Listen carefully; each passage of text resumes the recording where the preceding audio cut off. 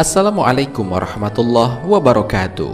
Pemirsa Tadabbur Ilmi, hari kiamat merupakan hari penghabisan alam semesta atau berakhirnya kehidupan dunia sesuai dengan kehendak Allah Subhanahu wa Ta'ala. Tidak ada yang mengetahui kapan pastinya kiamat tersebut akan terjadi.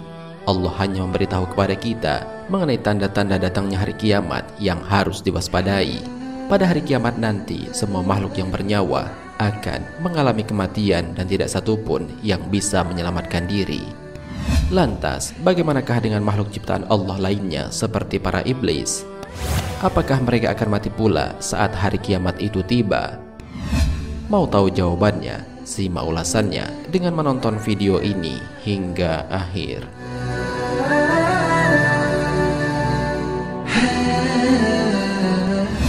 Sebelum lanjut, bagi kalian yang belum subscribe, silahkan untuk menekan tombol subscribe terlebih dahulu. Aktifkan lonceng notifikasinya. Bagikan video ini kepada teman-teman kalian agar semakin banyak orang yang mendapatkan manfaat dari channel ini.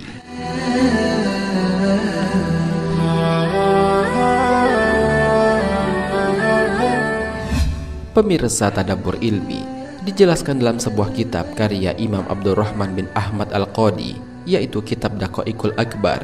Ketika hari kiamat tiba, iblis dan bala tentaranya juga akan mengalami kematian. Lalu bagaimanakah proses sakaratul maut yang akan dialami oleh iblis itu? Seperti yang kita ketahui bahwasanya iblis dan bala tentaranya meminta keringanan kepada Allah Subhanahu wa Ta'ala agar ditangguhkan kematiannya hingga hari kiamat kelak. Hal ini sebagaimana diabadikan oleh Allah dalam Al-Quran. Iblis berkata, "Ya Tuhanku, kalau begitu maka beri tangguhlah kepadaku sampai hari manusia dibangkitkan." Allah berfirman, "Kalau begitu maka sesungguhnya kamu termasuk orang-orang yang diberi tangguh sampai hari suatu waktu yang telah ditentukan, yaitu sampai tiupan sangkakala yang pertama." Al-Quran Surat Al-Hijr ayat 36 sampai 38.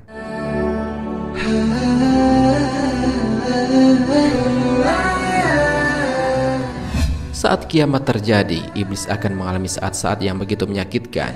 Tatkala kiamat tiba, maka saat itu akan menjadi saat-saat yang sangat menyakitkan ketika malaikat maut mendatanginya dan mencabut nyawanya dengan sangat kasar.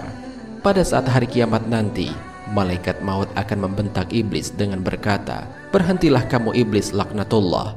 Rasakanlah kepedihan kematian sebagaimana yang dirasakan oleh orang-orang yang engkau sesatkan dalam beberapa abad selama engkau hidup. Dan inilah hari yang ditentukan oleh Allah Subhanahu wa Ta'ala terhadap kamu. Maka kemanakah kamu hendak lari?"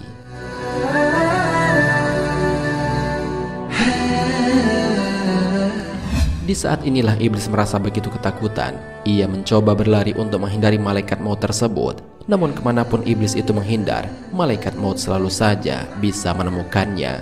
Karena sesungguhnya cahaya lebih ringan daripada api, sehingga malaikat selalu lebih cepat daripada kecepatan iblis. Hal ini sebagaimana dijelaskan dalam Al-Quran.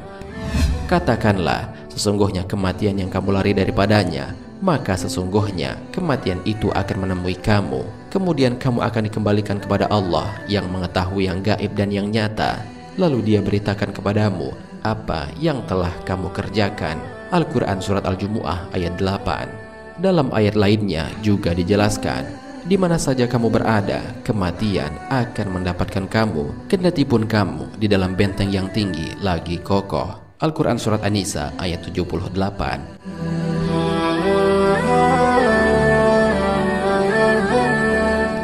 Tidak ada satu tempat pun yang bisa dijadikan sebagai persembunyian pada saat hari kiamat kelak.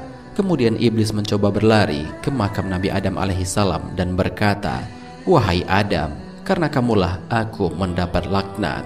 Dalam sekejap, malaikat maut telah sampai terlebih dahulu di hadapan iblis. Kemudian iblis bertanya kepada malaikat maut, "Minuman dan siksaan apakah yang akan ditimpakan kepadaku?" Malaikat maut menjawab, "Kamu akan diberi minum dari neraka lada. Siksa yang kamu terima serupa dengan siksaan ahli neraka, tapi berlipat ganda." Mendengar ucapan malaikat maut tersebut, iblis pun jatuh berguling-guling ke tanah sambil menjerit sekuat-kuatnya. Ia kemudian berlari dari arah barat ke timur dan akhirnya sampai ke sebuah tempat di mana dia pertama kali diturunkan. Di tempat itu, iblis sudah dihadang oleh malaikat Zabaniyah dengan rantai di tangannya. Pada saat itu bumi bagaikan bola api karena dikerumuni oleh malaikat Zabaniyah yang menikam dengan bebatuan dari neraka, sehingga iblis merasakan siksa sakaratul maut yang amat sangat pedih dan menyakitkan. Pada saat itu dipanggillah Nabi Adam alaihissalam dan istrinya Siti Hawa agar melihat iblis yang sedang sekarat. Nabi Adam alaihissalam lantas memanjatkan doa kepada Allah, "Ya Allah, sesungguhnya Engkau telah menyempurnakan nikmat-Mu kepada kami."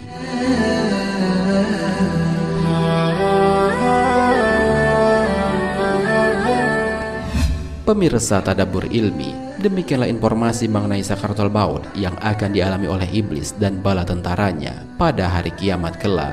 Meskipun iblis memohon ampun kepada Allah, mereka tidak akan pernah diampuni karena telah menjadi makhluk yang ingkar kepada Allah serta telah banyak menjerumuskan manusia ke dalam jurang kesesatan.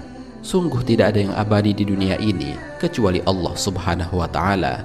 Hanya kepadanya lah tempat kita berlindung dan berserah diri, sebagaimana Rasulullah SAW bersabda, "Aku berlindung dengan kemuliaan-Mu yang tidak ada Tuhan yang berhak disembah selain Engkau, zat yang tidak akan mati, sementara jin dan manusia akan mati."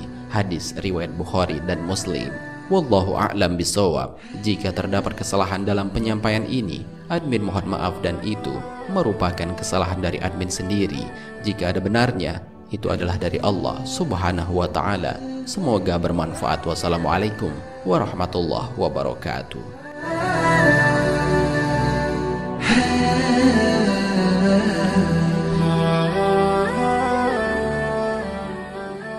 شكرا يا ربي شكرا